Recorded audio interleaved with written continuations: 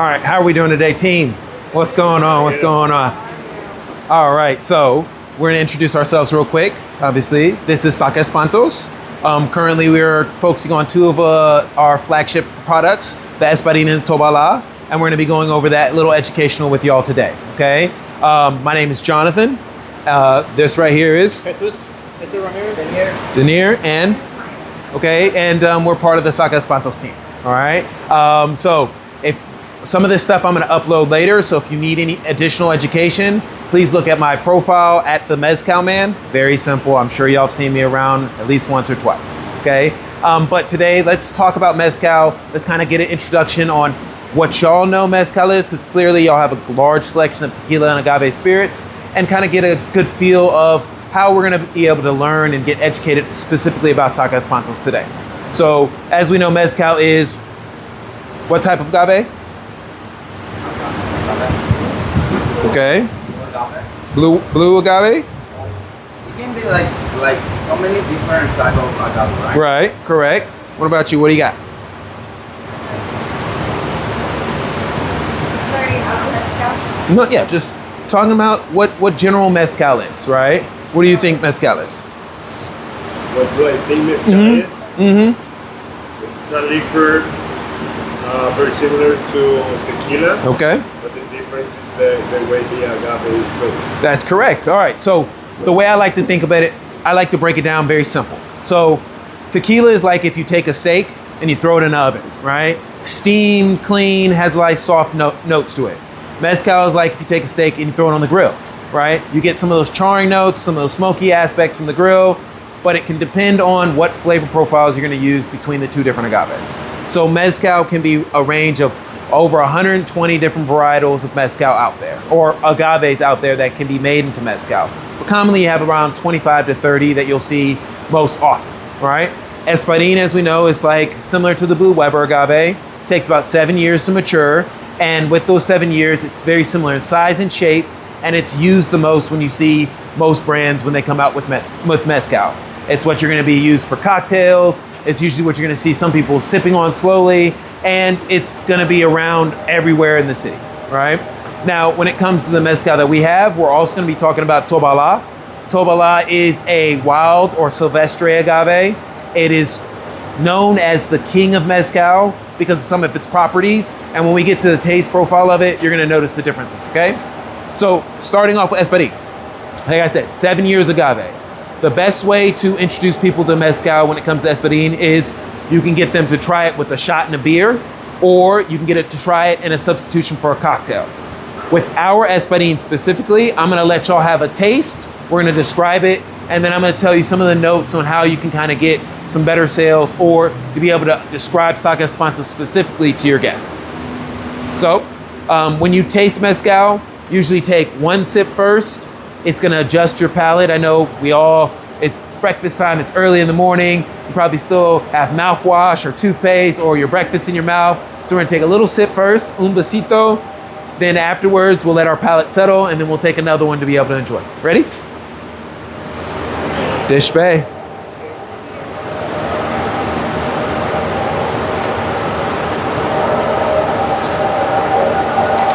Okay, what do we get?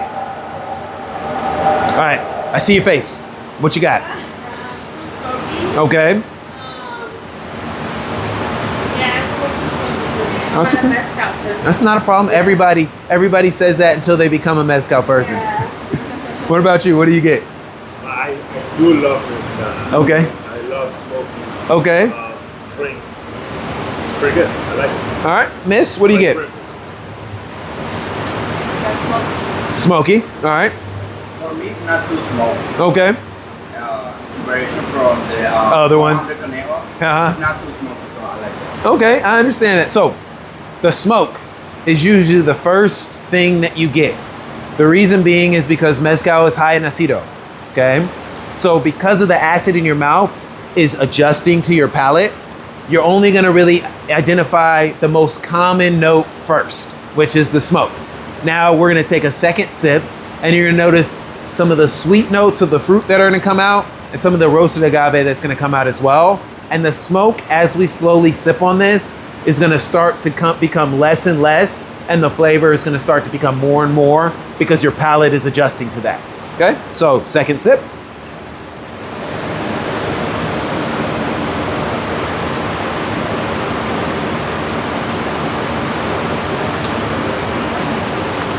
Yeah, but it's not as bad as the first one, was it? Uh-huh. It's okay. We're going to keep sipping, and then you're going to be like, you know what? Kind of like some Mezcal. Nah, it wasn't as bad. It's just, it's starting, I can see where you see, or said the sweetness. Uh-huh. You're starting to see it? Uh-huh.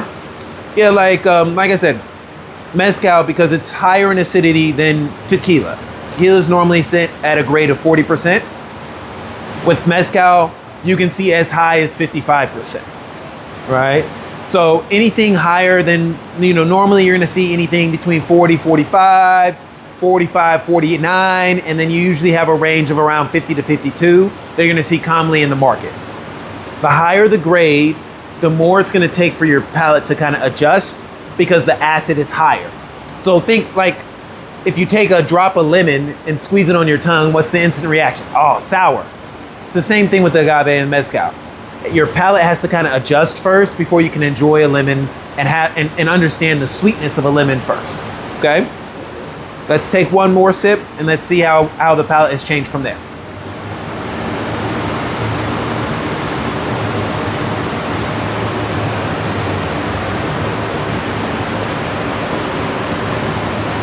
What do we get?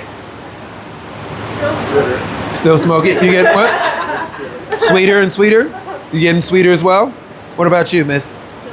Still smoky? It's okay. The reason we're introducing you to Espadin so that when you try the Tobala, you're gonna notice the difference, okay? So I wanna take some questions from you, all right? What are we experiencing when it comes to agave spirits, mezcal, and agave specifically?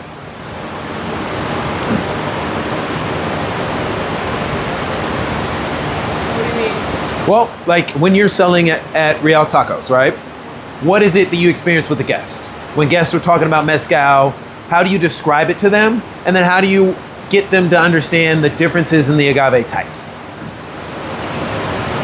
I always advise them, we have a new drink of pineapple guava margarita. Okay. It has mezcal on it. Okay. And we always, double check with the guests if they like agave, if they like mezcal, and if they don't, at least if they like slow drinks. Because if not, most of the times they will send it back. This is not an easy flavor. Right. They need to like slow drinks. Right, I understand that. Okay. What about you? Typically when people ask me for a mezcal drink, I don't know, I feel like a lot of people drink tequila and they choose it over mezcal. And so when I introduce them to the pineapple guava, Margarita. yeah, or the mezcalita, they try it for the first time, they actually like it. It's crazy. Being a fan of tequila is very different from a mezcal. So Okay. of course the agave in it. Right, But, okay. they typically end up liking it, so that's cool. All right. What about you, miss? Yeah, a lot of people do like don't like it. I just say that it has a smoky taste to it. What about you? I would say, I don't know. Some people like mezcal and some people don't like. It's like 50-50. 50-50, right? Yeah, Okay. but when they try the guava and pineapple, they feel like the smoky flavor and they say it's good. But some people say that no. So I would say I don't know. I understand that. So the way I would describe to guests is I use the word roasted, right? Instead of smoky. The reason I use roasted is because when you think about something that's roasted, you think that there will have a hint of smoke and the profile can change depending on the mezcal that you get, okay? So for example, you mentioned 400 Conejos earlier, right? You know that it has a higher smoke profile than Saca Espantos. So when you use roasted, you could say, oh, it's a heavy roast or a light roast, depending on the agave type. For example, we're gonna taste the Tobala in a second, and you're gonna notice that it doesn't have that long, lingering smoke flavor to it, which for guests, they may think, oh, what's going on here?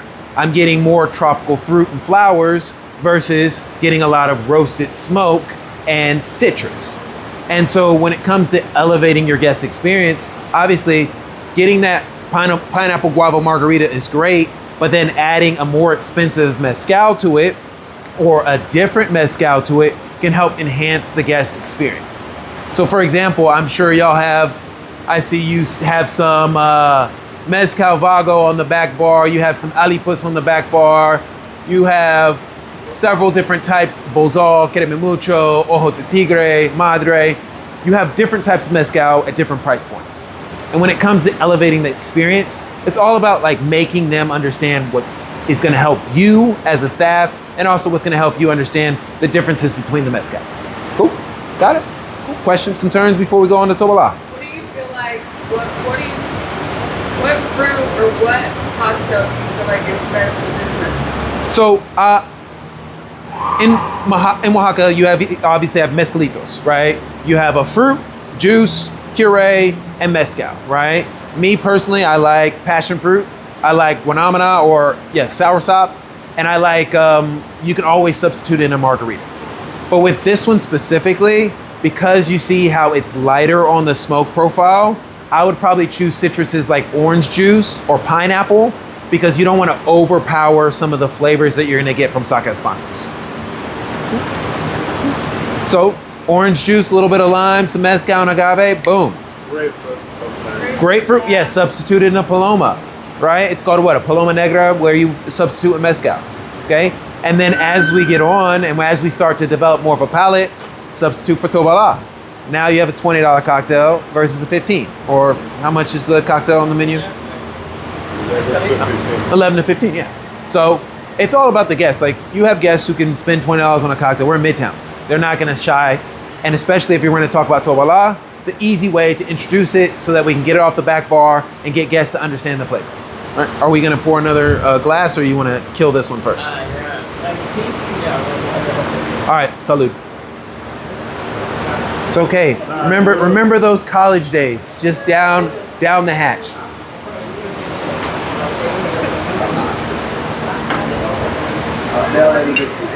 It's okay.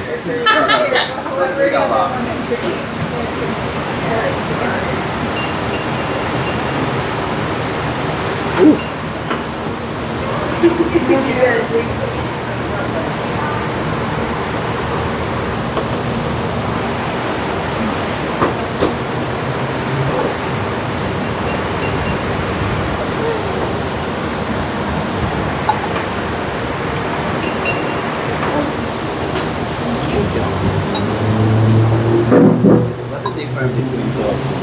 All right, so now I'm gonna go specifically into Tobala, right?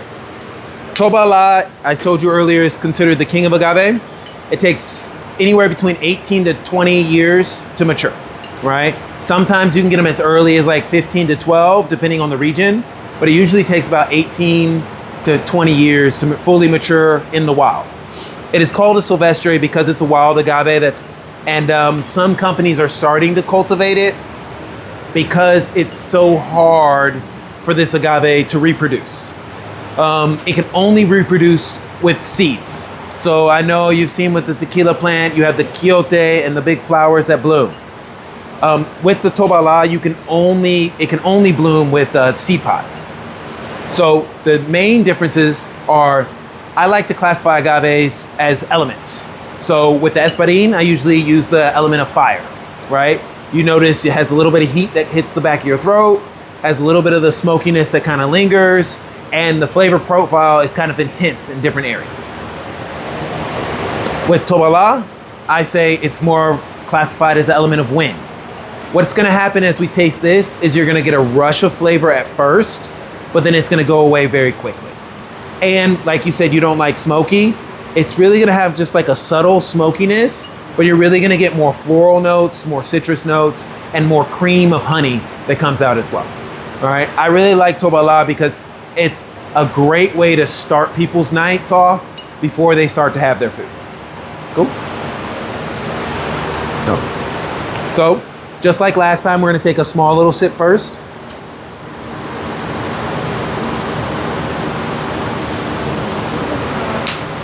So, notice the smell, right? We notice how different it is compared to the first one. It was in your nose, right? Up there. That's why I say fire agave, right? Has a little bit of heat.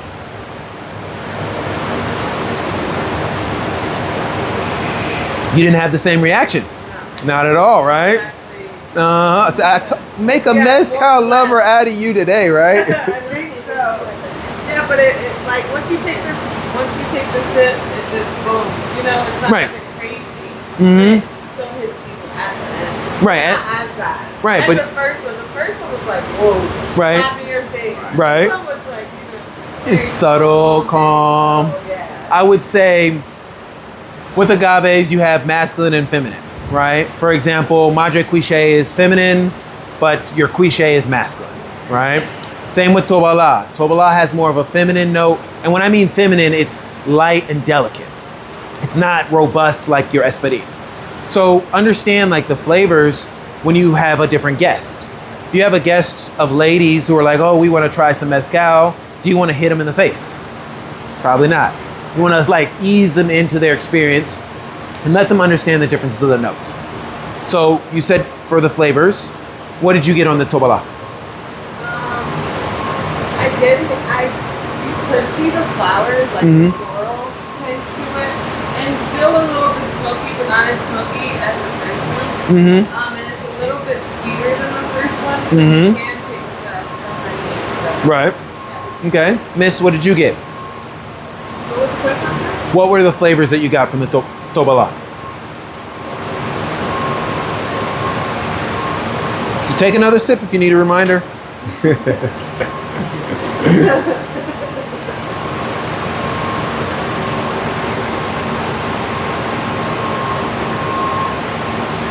Is it as bad as the first one? Well, describe No, it. I feel like it's like the first one, but lighter. Mm-hmm. Lighter. Okay. Where is it? Where's the sensation on your tongue? What is that sensation? Yeah. Where does it? Is it? Where do you feel the most flavor on your tongue? Is it in the back? Is it in the middle? Kind of back middle. Okay. All right. And then are you noticing? Is the smoke still in your mouth, or is it kind of gone away? It's kind of like gone. Mhm. It's still there. Okay. What about you? For me, I feel like it's less strong, but I feel like more smoky flavor. Okay. You're getting more smoke. Okay. Okay. Yeah. So this is a great opportunity to learn something new. Remember how I told you about masculine and feminine agaves?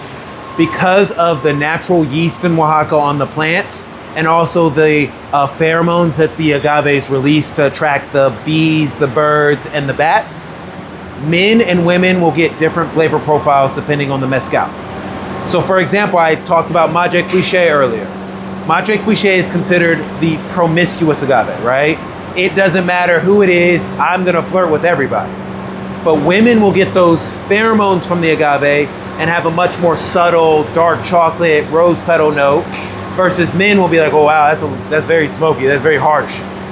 You gotta understand that your palates are gonna be different, but also the way that the mezcal affects men versus women is gonna be different.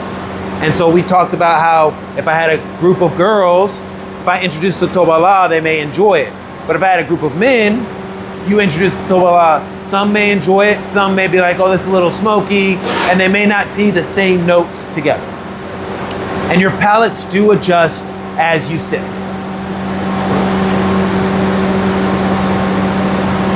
said it was more smokier for him, and then it was less smokier For y'all. Mm-hmm. Now, remember how we took 2 sips, right? Take another sip after it's settled for a little bit.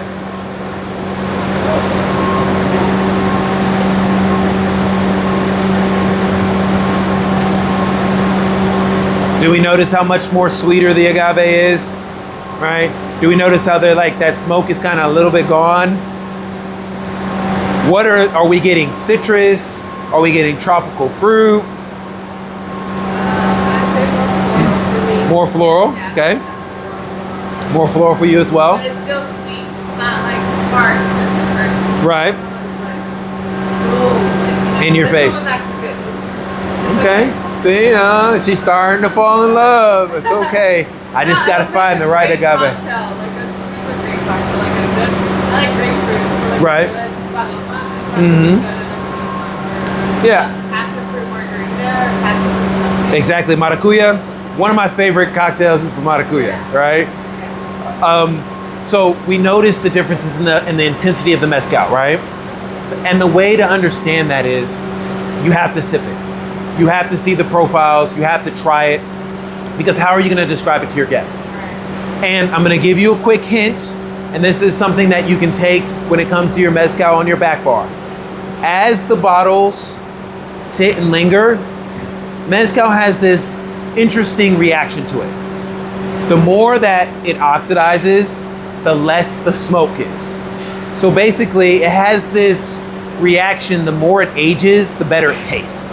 And that's something that's very interesting specifically with mezcal, because you open it once, you taste it, 6 months later, if that bottle's still open, you taste it, it becomes even sweeter, there's less smoke, and it gives you an opportunity to see how mezcal evolves over time. Okay? Do we have any questions? So you said this one was 18 to 20 years, and the first one was 7? 7 to 8 years is usually your time frame for the Espadin. And the longer it's open, the sweeter it gets. Yeah, because what happens is the smoke is the most prevalent thing that you taste in the beginning. But what happens when you rest it in glass, the oxygen kind of reacts with the smoke, and the flavors of the agave start to go up and the smoke starts to go down. So when I pour for a guest, or when I have friends and family over, what I normally do is I'll open a bottle, I'll pour out one shot, I'll take it, and then I'll leave the bottle open. And then as we kind of commune, hang out, have food, slowly sipping with the bottle open, just like how you would do wine, the flavor of the mezcal starts to intensify and the smoke starts to dissipate. I would recommend Tobala as either the start of your meal or the finish, right? The best thing is if you're finishing with Tobala, you've already had your palate adjusted from the food, so you're really gonna get some of those sweeter notes. You're not really gonna notice the smoke as much. And I'm sure y'all use a lot of things on the grill as well. So the food characteristics are gonna play a good balance with ending your meal with the Tobala. So what food character was this? Arrachera, right? Skirt steak. I would say do y'all do the tacos with pork and pineapple? What's it called? El Pastor. Do you do Pastor tacos? I would do the Pastor because you get the sweetness of the pineapple that kind of brings out, plus the smokiness of the Pastor, and the sauce and the brine that you have in there as well. I would say any chicken dish that's marinated would go really well. Specifically with the Tobala, like I said, what are your desserts that you have? Tres leches, okay. Okay. With condensed milk, okay. I would say more with the tres leches than the plátanos, mainly because like the sweetness of the tres leches are gonna play very well with the Tobala. Now, Espadin, maybe with the plátanos as well, it would give a sharp contrast, but it may be a great balance with the sweetness of the condensed milk. Questions?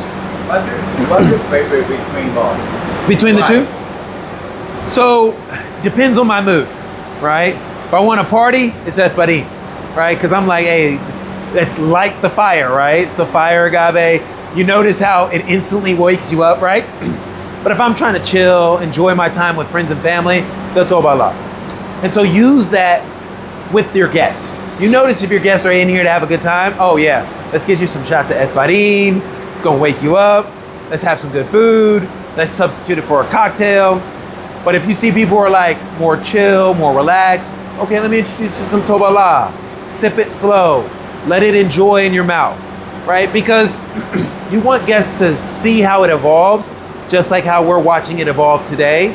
Sipping it slow, letting the flavor enjoy and marinate, and then for you to be able to make your guest experience better.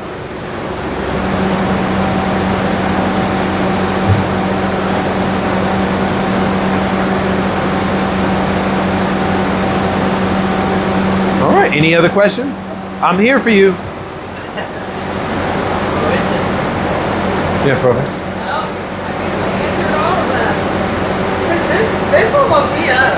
I'm glad it did. I need to go get coffee. I need to go get coffee. And, And I'm up now. and that mezcal brought you to life, right? Yeah. So the story of Saca Espantos, right?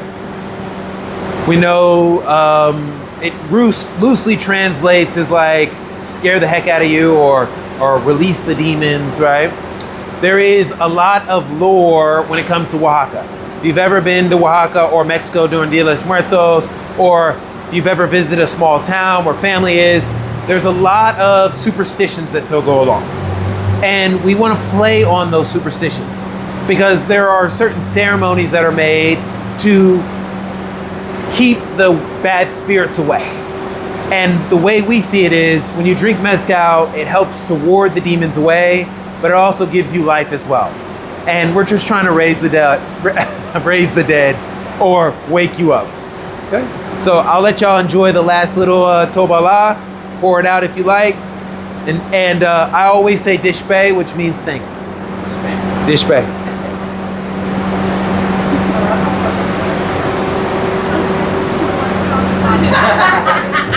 So what?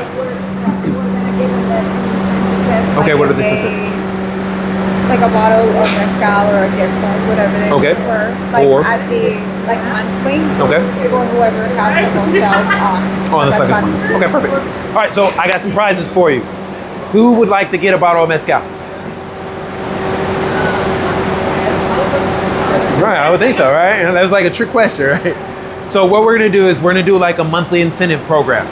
The person who has the most Saca Espantos sales, whether it's Saca Espantos substituted for cocktails or Saca Espantos single pours, we are going to do either gift cards or a bottle to give away to that person who sells the most. Okay? So understand we are a resource for you. We are local. We're going to be visiting all the Real Tacos in the area. And like I said, I am the Mezcal Man. If you look me up on social media, you'll see videos and content on Saca Espantos, but you'll see videos and content on Mezcal and Agave specifically. So if you want to know about Barril, if you want to know about Madre Cliché, if you want to know more about Tobala or Espadin, I have videos that kind of break down those notes for you, and they're short refreshers for you to understand the agaves as well. But specifically, let's focus on selling a lot of agave. Let's focus on getting some Saca Espantos out there, and then we'll be back with a bottle for the lucky winner. And then we're coming to your house to party. Cheers, cheers. Oh, no, you're good.